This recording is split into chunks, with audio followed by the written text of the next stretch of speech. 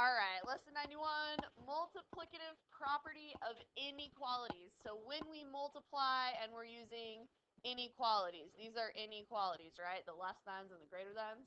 What happens when we multiply, all right? And then the rest of it is spheres. We're going to add some formulas that we need to know. So volume of a sphere and surface area of a sphere.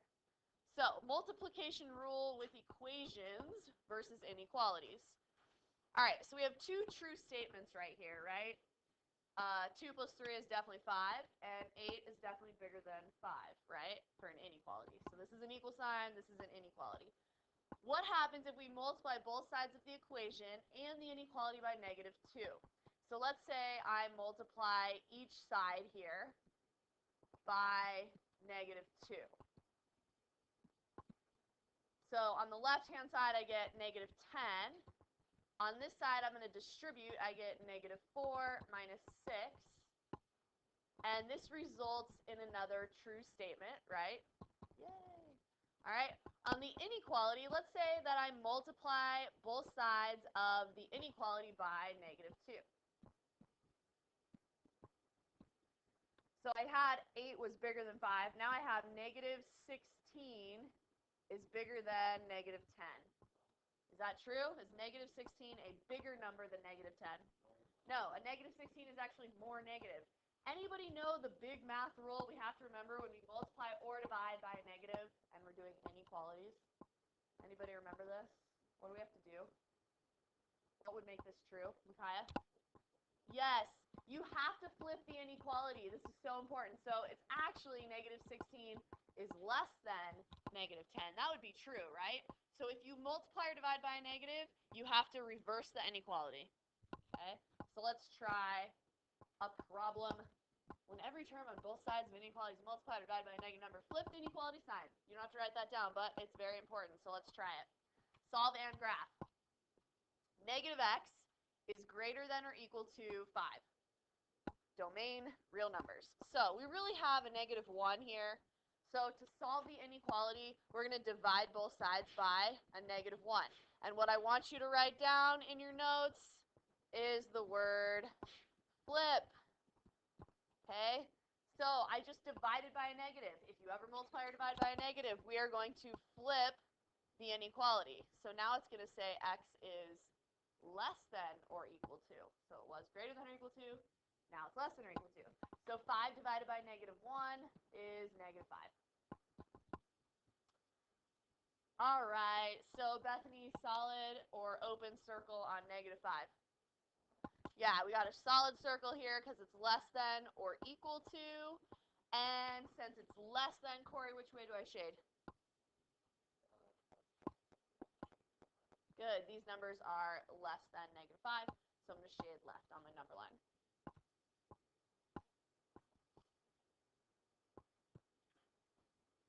Let's try another one.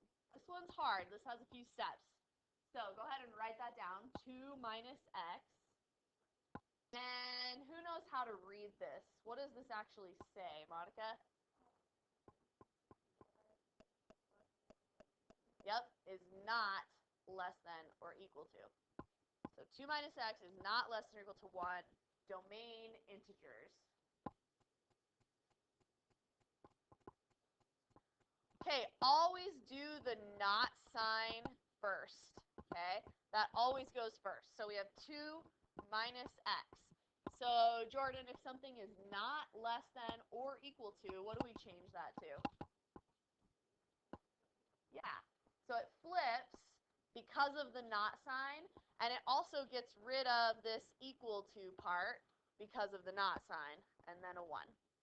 Now we solve the equation like a normal equation. So, Jackie, what would be the next step to get x by itself? Yeah, we've got a positive 2 here, so I'm going to subtract 2 from both sides. So my 2's can cancel. I have a negative x, and I'm going to put a 1 in front of it, is greater than -1. All right, we did not flip the sign when we subtracted by 2, okay? If you're adding or subtracting, it's totally fine, all right? If you're multiplying or dividing by a positive number, you don't flip it either. But, Isaac, what am I going to do now? Divide by negative, or, yeah, divide by negative. divide by -1 on both sides. And if I divide by a negative, Nate, what do I have to do with this inequality sign? Flip the sign. Okay, and -1 divided by -1 is +1. So now I have x is less than 1. So Evan, open or close circle on +1. Good call, right? So domain of integers, no open circle, right? We're just going to start with the whole number. So numbers less than 1. So Julia, what's the first number less than 1? Good. First integer would be 0, and then we'd go -1, -2, and I would like to see an extra arrow here, that arrowhead showing that it's going forever to the left. So my integers forever less than 1. Okay. All right, we've got another one. Go ahead and write this down. Solve and graph on a number line. -3x plus 5 is greater than 1. So we do not have the not sign this time, so we don't have to start with that. We can start by solving. And domain is integers.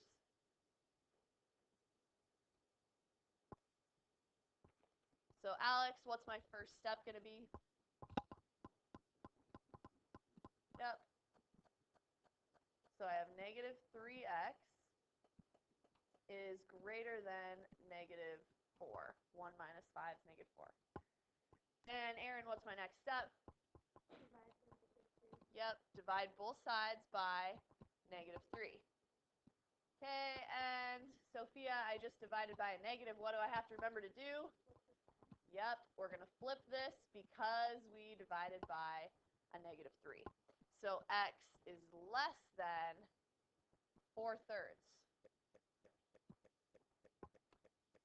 All right, it's kind of weird. We've got 4/3, but our domain is integers, right? So 4/3, if you were to write that as a mixed number instead of an improper number, Caleb, what would that be? Yeah, less than 1 1/3. So we need the first integer that's less than 1 1/3. Lucas, what would that be? Yeah, it would be 1. And we're going less than, so we're going to go to the left. And again, make sure you do a dark arrow showing it goes forever to the left. Okay.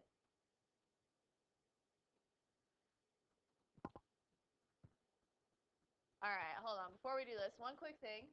Let's say I have this, and I divide by 2. Do we flip the inequality sign? No, because I divided by a +2. What if I have this, and I divide by 2? Do we flip the inequality sign?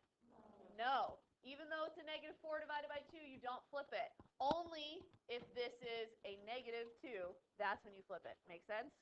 Okay. Spheres. Okay, go ahead and write those down. We're going to need to memorize those. Oh boy. Volume of a sphere is 4/3 pi r cubed. 4/3 pi r cubed.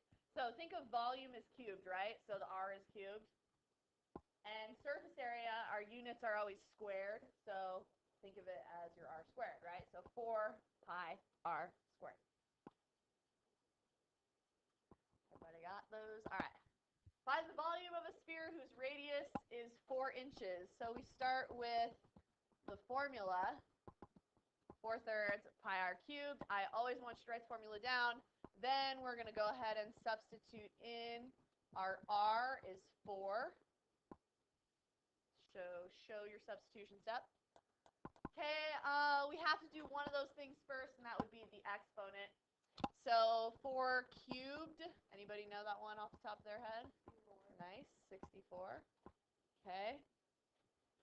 And 64 is really like over 1, right? So I'm actually going to multiply this top to top and bottom to bottom and just put the pi second. So 64 times 4, anybody got that? 256 over 3 pi. So that would be our volume. Okay, we got the 3 because 3 times 1 in the denominator. And then you guys would plug that into your calculator, round to 3 decimals, and we would need our units. This is volume, so it's going to be inches cubed. Okay. And now let's try surface area. So find the surface area of a sphere whose radius is 5 feet. So we start with the formula.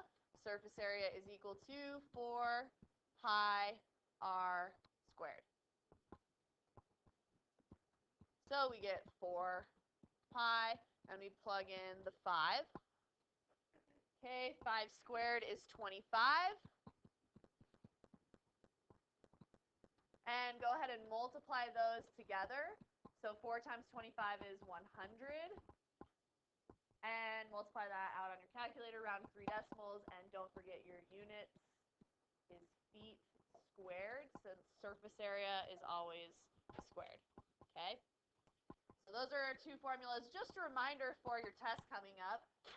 We need to know the volume of a pyramid, okay, and a cone. They're the same formula. Anybody remember the formula for volume of a pyramid and a cone? Corey? Yes. Area of the base times the height. If it's a cone, area of the base, what's the formula? Pi r squared. Okay? All right, and how about the surface area formula for the cone or sphere? Nate? Very good. Okay, L is the slant height. Memorize that by Friday, test Friday. All right, let's try whiteboards.